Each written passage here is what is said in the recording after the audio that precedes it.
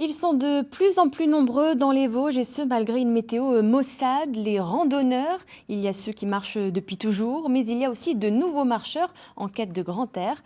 Face à cet afflux de touristes, les acteurs du massif s'organisent pour canaliser cette pratique et faire de la prévention. Un dossier signé Stéphane Gaudry et Géraldine Drière. Un besoin d'un grand bol d'air, c'est l'un des rares effets positifs du Covid et de ses multiples confinements. Les Français ont découvert ou redécouvert les plaisirs de la randonnée en montagne et le massif des Vosges en a largement profité. Depuis 18 mois, les sentiers sont de plus en plus fréquentés. Des néo-randonneurs qui viennent chercher des idées dans les points d'accueil ouverts par le parc naturel régional des Ballons. Dans leur demande, des randonnées courtes et accessibles en famille. Ils veulent soit des choses pas trop difficiles, sans trop de dénivelé. Certaines personnes veulent photographier des paysages.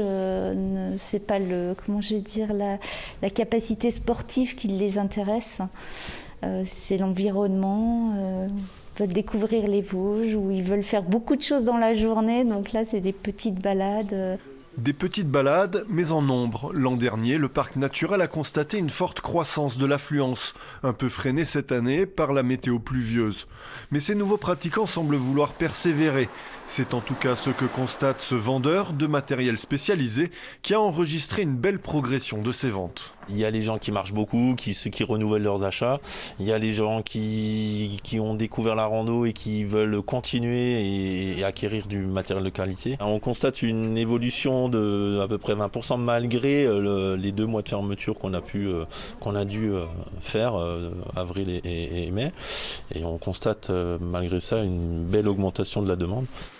Plus qu'un effet de mode, la randonnée semble donc avoir conquis un nouveau public. Mais la montagne est un milieu sensible avec ses codes tacites et ses règlements. Pour éduquer ces nouveaux arrivants, le parc des Ballons multiplie les missions de médiation.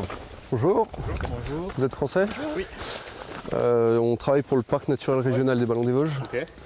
On est dans une zone protégée, donc le chien doit obligatoirement être tenu en laisse. Rappeler les règles, mais aussi faire découvrir le milieu. Bonjour. Pour susciter l'envie de revenir. On nous a dit qu'il y avait des loups, et nous on a pas vu. Il y a 2 loups de passage sur toutes les Vosges, donc Ah, il y en a que 2? il y en a 2 en passage. En général, ils viennent en montagne, ils viennent souvent de la ville, donc ils connaissent pas les espèces, ils savent pas qu'elles sont sensibles.